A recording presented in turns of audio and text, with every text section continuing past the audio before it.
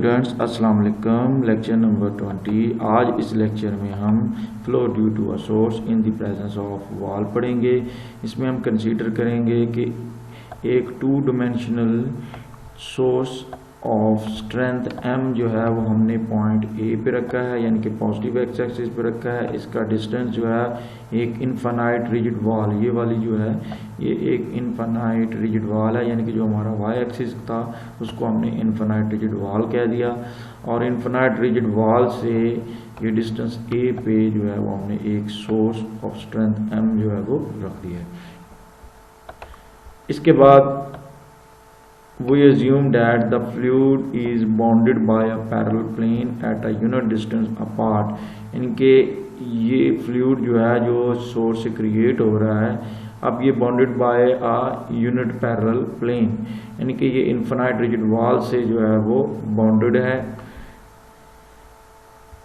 Place another source of equal strength m at point -a0। अब हमने क्या करना है, एक और सोर्स सेम स्ट्रेंथ का, जितनी स्ट्रेंथ का सोर्स हमने पॉजिटिव एक्स एक्सिस पे पॉइंट A0 पे रखा है, जिसको पॉइंट A कह लें, इसी स्ट्रेंथ का सोर्स जो है वो हमने पॉइंट A' यानी कि -A0 पे हम रखेंगे। और अज्यूम किया हुआ है कि दोनों की जो स्ट्रेंथ है, दोनों सोर्सेज की जो स्ट्रेंथ है वो सेम है। Assume that wall is removed. अब जब एक सोर्स रखा था तो हमने क्या कहा था कि एक इनफाइनाइट रिजिड वॉल है जिससे डिस्टेंस A पे जो है ये सोर्स पड़ा है। फिर हमने इस साइड पे भी एक सोर्स रखा था और कहा था कि दोनों जो है वो सेम डिस्टेंस पे। अब हमने एक अजम्पशन ये लेनी है कि हम जो है वो कहते हैं कि ये जो वॉल है दरमियान पे, इनफाइनाइट रिजिड वॉल है, हम कहते हैं जी इसको हम रिमूव कर देते हैं, ठीक है। तो जब हम इसको रिमूव करेंगे तो जो फ्लो इस सोर्स की वजह से क्रिएट होगा और इमेज सोर्स की वजह से जो फ्लो क्रिएट होगा, दोनों फ्लो जो है वो बाकी चेदर यानी कि दोनों मिक्स हो जाएंगे। तो दोनों फ्लो के मिक्स होने से जो फ्लो का पैटर्न बनेगा वो यहाँ पे मैंने ये स्ट्रीमलाइन प्लॉट से शो किया हुआ है। तो इसी तरह का जो है वो फ्लूइड फ्लो पैटर्न बनेगा कि ये स्ट्रीमलाइन जो है वो इस तरह यहाँ पे दरमियान में जो है वो एक स्पेस सी बनेगी।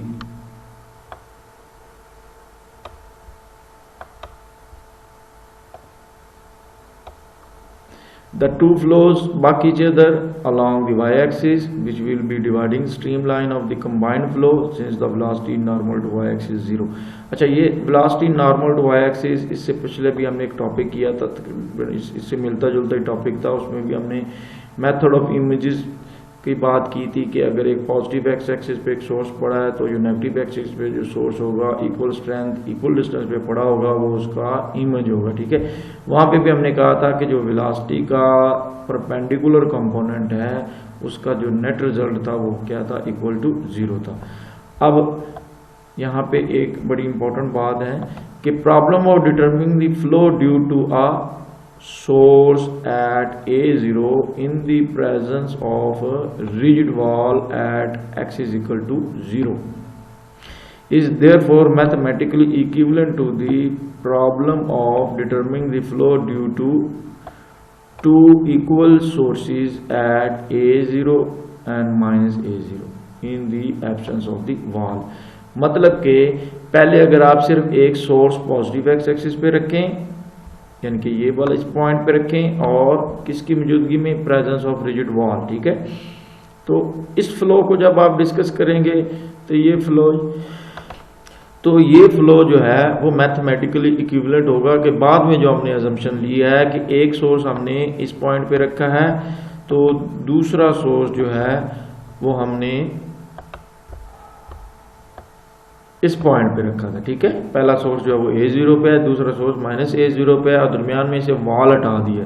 तो ये जो दोनों सिस्टम है, ठीक है, मैथमेटिकली ये इक्विवेलेंट है, यानी कि इससे जो कैलकुलेशन करेंगे, वेलोसिटी पोटेंशियल निकालेंगे, स्ट्रीम फंक्शन निकालेंगे, कम्प्लेक्स वेलोसिटी होगी, उसमें प्रेशर होगा, मैथमेटिकली उसकी कैलकुलेशन जो है वो सेम होगी।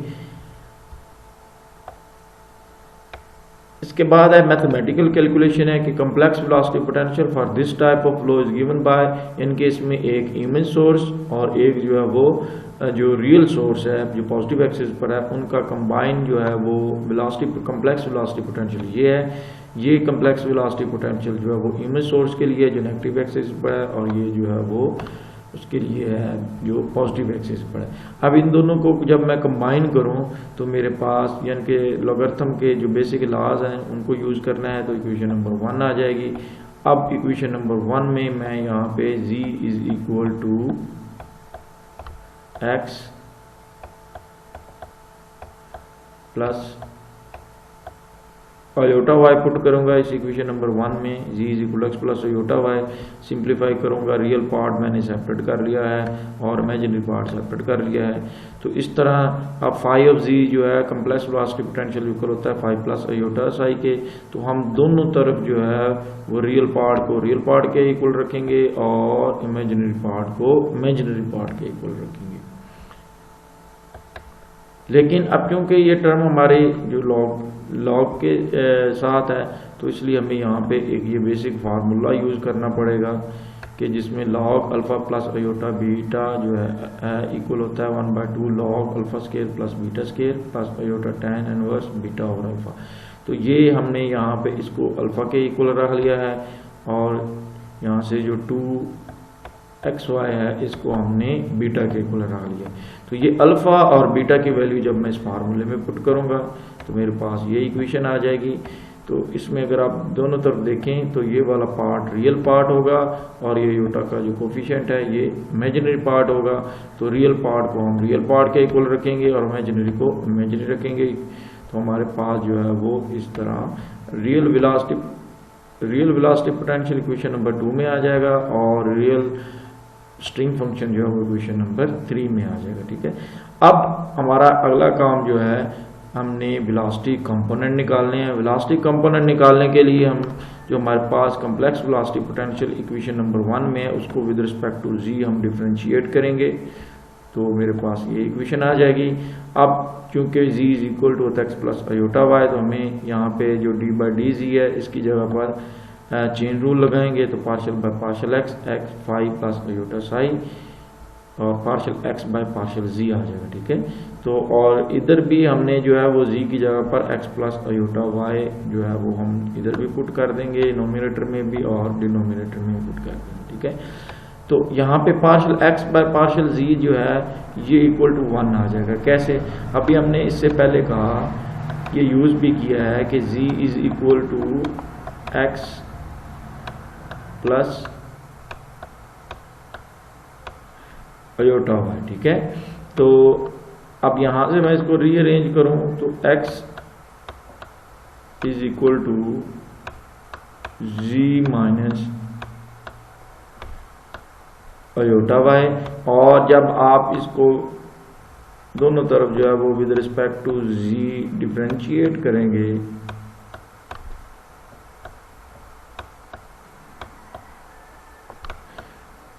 तो ऑब्वियसली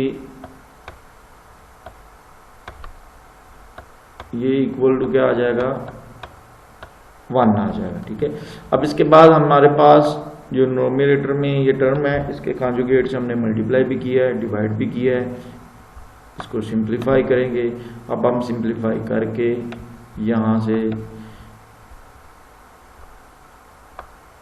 ये टर्म आ जाएगी। असल में हम ये सारा काम इसलिए कर रहे हैं तो इसको हम अगेन इसके रियल पार्ट और इमेजिनरी पार्ट को हमने सेपरेट करना है। तो जब हम सेपरेट करेंगे तो इधर से ये रियल पार्ट जो है वो उसके रियल पार्ट के साथ कंपेयर करेंगे और इमेजिनरी पार्ट को हम इमेजिनरी पार्ट के साथ कंपेयर करेंगे, यानी कि इक्वेट करेंगे दोनों तरफ। तो आपके पास वेलोसिटी कंपोनेंट्स आ जाएंगे, u कंपोनेंट वेलोसिटी का और ये v कंपोनेंट वेलोसिटी का आ जाएगा। जब हमारे पास वेलोसिटी कंपोनेंट आ जाते हैं तो उसके बाद हमने स्पीड निकालनी होती है और हमें पता है कि स्पीड का जो फार्मूला है वो v is equal to square root of u square plus u square plus v square के इक्वल, ठीक है। तो अब इसका मतलब है इक्वेशन नंबर 5 और 6 से यहाँ पे यू स्केयर और वी स्केयर की हमने वैल्यू पुट करनी है। तो जब इस फार्मूले में हम वैल्यू पुट करेंगे, फार्मूला पीछे भी हम यूज़ करेंगे, इसको सिंप्लीफाई करेंगे। ये सिंपल मैथमेटिक कैलकुलेशंस हैं। सिंप्लीफाई करने के बाद मेरे पास इक्वेशन नंबर 7 आ जाएगी, जो कि हमारे पास एक इमेज सोर्स था और एक रियल सोर्स था और दरमियान में से वॉल हमने रिमूव किया है। तो इस किस्म के फ्लो के लिए जो है वो फ्लूइड फ्लो के लिए ये स्पीड जो है इक्वेशन नंबर 7 में गिवन है। अब स्पीड निकल आई है तो इसका मतलब है बर्नौली इक्वेशन बिटवीन 2 पॉइंट हम यूज करेंगे कि एक पॉइंट हम कहेंगे कि फार फ्रॉम द बॉडी है, उसको पॉइंट एट इन्फिनिटी कहेंगे, वहां पे जो प्रेशर होगा उसको पी इन्फिनिटी कहेंगे, वहां पे जो वेलोसिटी होगी उसको यू कह देंगे। और फिर हम with in the domain of the problem हम कहेंगे कि एक आर्बिट्रेरी पॉइंट है, वहां पे प्रेशर जो है वो P है और वेलोसिटी जो है वो V है। तो अब बर्नौली इक्वेशन इस किस्म के लिए यानी कि 2 पॉइंट के लिए ये आ जाएगी। इसको रीअरेंज करूंगा तो इक्वेशन नंबर 8 बन जाएगी। इसको भी हम यूज कर चुके हैं। अब since u is 0 at infinity, mathematically भी हमने ये देखा है कि जब आप सोर्स और सिंक से इन्फिनिट डिस्टेंस पे होते हैं तो वहाँ पे वेलोसिटी जो है वो इक्वल टू 0 हो जाती है, ठीक है। तो इसका मतलब है u 0 हो जाएगा। u 0 होने का मतलब ये है कि ये वाला जो पार्ट हो जाएगा ये ख़त्म हो जाएगा। तो आपके पास इक्वेशन नंबर कौन सी बन जाएगी, 9 बन जाएगी। अब 7 को आपने 9 में पुट करना, मतलब यहाँ पे इस जगह पे जो आपने स्पीड निकाली है ऊपर इक्वेशन नंबर 7 में, उसको 9 में पुट करेंगे। तो मेरे पास इक्वेशन नंबर जो है, और इसको आप 9 स्टैटिक कह लें, तो इक्वेशन नंबर 9 स्टैटिक आ जाएगी। Since on the wall x is equal to 0, अब जो वॉल जो इसको हमने रिमूव किया है यानी कि जो y एक्सिस था वहाँ पे x 0 है, तो ऊपर वाली इक्वेशन में हम जो है वो x is equal to 0 put करेंगे तो स्पीड एट दी वॉल आ जाएगी। यानी कि पहले हमने जर्नल जो है स्पीड भी निकाली पूरे प्रॉब्लम के लिए, पूरी डोमेन के लिए, फिर हमने प्रेशर भी निकाल लिया, ठीक है। अब हम स्पीड एट वॉल निकालना चाहते हैं। तो स्पीड एट वॉल यानी कि वो स्ट्रीम लाइन जो y एक्सिस के ऊपर है जहाँ पे x इज इक्वल टू 0 है, वहाँ पे हम स्पीड निकालना चाहते हैं। तो इक्वेशन नंबर 9 स्टैटिक जिसको आपने कही थी, इस इक्वेशन नंबर 9 स्टैटिक में आपने x is equal to 0 put करेंगे तो आपके पास speed at wall equation number 10 में आ गई है। इसी तरह आप pressure difference across the wall निकालना चाहते हैं तो ये जो इक्वेशन नंबर 9 स्टैटिक होगी इसमें भी आप x is equal to 0 put कर देंगे, ठीक है। अच्छा, ये स्पीड के लिए तो आप वो इक्वेशन नंबर 7 में पुट करेंगे जो आपके पास स्पीड आई थी इक्वेशन नंबर 7 में। इसमें यहाँ पे x इज इक्वल टू यानी कि ये टर्म भी वैनिश हो जाएगी, अब ये टर्म सारी वैनिश हो जाएगी और ऊपर से ये टर्म भी वैनिश हो जाएगी। तो इसमें जब आप x is equal to 0 put करेंगे तो स्पीड एट वॉल आ जाएगी। इसी तरह आप जब स्पीड और प्रेशर एट वॉल निकालना चाहते हैं तो इक्वेशन नंबर जो 9 स्टैटिक है इसमें आप जो है वो x is equal to 0 put करेंगे तो आपके पास इक्वेशन नंबर 11 आ जाएगी। ये प्रेशर एट वॉल है। अच्छा, if the liquid were at rest, अब ये इक्वेशन क्या रिप्रेजेंट करती है कि जो इन्फिनिटी पे प्रेशर है वो उस प्रेशर में से जो बॉडी का प्रेशर है वो माइनस हो रहा है, मीन टू से फ्लो की वजह से प्रेशर में कमी आ रही है, नेगेटिव है। ये प्रेशर था प्रेशर एट इन्फिनिटी, जबकि ये वाला जो पार्ट आया है ये पार्ट आया है फ्लो की वजह से। अब ये नेगेटिव है, इस प्रेशर में से इसको हम माइनस कर रहे हैं। Thus the effect of the motion is to decrease the pressure on the wall। ये बात जो मैं कह रहा हूँ कि फ्लो की वजह से हमारे पास जो है वो प्रेशर में कमी आएगी, यानी कि प्रेशर फ्लो क्या कर रहा है, जो सोर्स की वजह से इमेज सोर्स और रियल सोर्स के बक होने से जो फ्लो क्रिएट हुआ है, जो फ्लो सिचुएशन बनी है वॉल पे, उसकी वजह से जो उसका जो P इन्फिनिटी प्रेशर है उसमें कमी आ रही है। The total pressure per unit width of the wall can be calculated by using this formula. अब ये प्रेशर पर यूनिट विड्थ है जिसको हम फोर्स कहेंगे, यानी कि आप जब इंटीग्रेट करेंगे प्रेशर को तो प्रेशर के साथ जो है वो लेंथ का यूनिट आ जाएगा, तो नीचे जो है वो लेंथ से डिवाइड करेंगे तो आपके पास जो है वो, या पर यूनिट एरिया डिवाइड करेंगे तो वो फोर्स आएगा। जैसे कि हम प्रेशर कहते हैं ना कि P is equal to force per unit area, ठीक है। तो जब इसको इंटीग्रेट करेंगे तो आपके पास यहाँ पर अगेन एरिया आ जाएगा, तो ये एरिया और ये एरिया कट जाएंगे, तो वो प्रेशर जो है वो फिर आपके पास प्रेशर पर यूनिट विड्थ आ जाएगा, जिसको आप फोर्स कहेंगे, ठीक है। तो अब ये फार्मूला है, जैसे आप डिफरेंशिएट करते हैं तो लेंथ से डिवाइड करते हैं, इंटीग्रेट करते हैं तो फिर वहां पे आपके पास वो लेंथ से मल्टीप्लाई कर रहे हैं, ठीक है।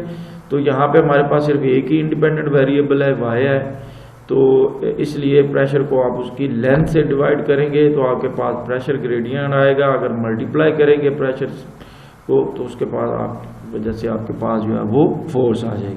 तो यहाँ पे जो प्रेशर एट द वॉल निकाला है उसकी वैल्यू पुट करेंगे फ्रॉम इक्वेशन नंबर 11, तो उसको सिंप्लीफाई करना है, इंटीग्रेट करना है, तो ये सिंपल कैलकुलेशन है, इक्वेशन नंबर 13 आ जाएगी। अब इसको इंटीग्रेट करने के लिए जो है आपके पास सब्स्टिट्यूशन मेथड यूज करेंगे कि y is equal to a tan theta, then इसको डिफरेंशियल लेंगे तो दोनों आपके पास ये आ जाएगी। अब चूंकि हमारे पास यहाँ पे जो लिमिट है वो माइनस इन्फिनिटी टू इन्फिनिटी है, चूंकि एक सोर्स नेगेटिव एक्सिस पे पड़ा है और एक सोर्स पॉजिटिव एक्सिस पड़ा है, तो यहाँ पे हमारी डोमेन जो है वो माइनस इन्फिनिटी टू इन्फिनिटी है, ठीक है। जब डोमेन हमारी माइनस इन्फिनिटी टू इन्फिनिटी है, जब इसको हम ये सब्स्टिट्यूशन करके इन टर्म्स ऑफ थीटा लेके आएंगे, इसका मतलब है हमारी डोमेन को भी हमने चेंज करना है, ठीक है। तो अब ये मैंने जब y जो है वो माइनस इन्फिनिटी को अप्रोच करेगा तो थीटा अप्रोच करेगा -π/2 को, और जब y प्लस इन्फिनिटी को अप्रोच करेगा तो थीटा अप्रोच करेगा π/2। तो ये चीज़ जो है वो आप सिंपल देख सकते हैं, जब आप tan थीटा का ग्राफ बनाते हैं तो वहाँ से उसमें असिम्प्टोटिक्स भी बनती हैं, तो वहाँ से जो थीटा की जो आपके पास डोमेन आती है वो -π/2 टू π/2 आ जाती है। जब 14 को मैं 13 में पुट करूँगा, साथ ही इसकी इंटेग्रल की जो लिमिट है वो नए वेरिएबल थीटा में कन्वर्ट की हैं वो भी मैं यूज़ करूँगा, और उसके बाद कैलकुलेशन करूँगा तो मेरे पास जो है वो ये फोर्स आ जाएगा इक्वेशन नंबर 5 में।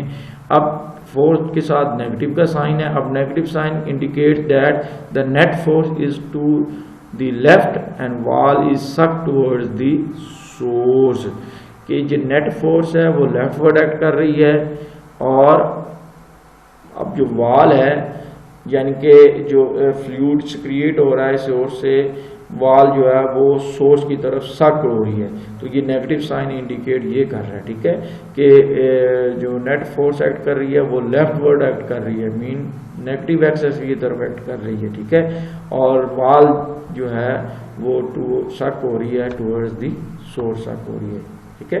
तो ये था आज का प्रॉब्लम। अल्लाह हाफिज़।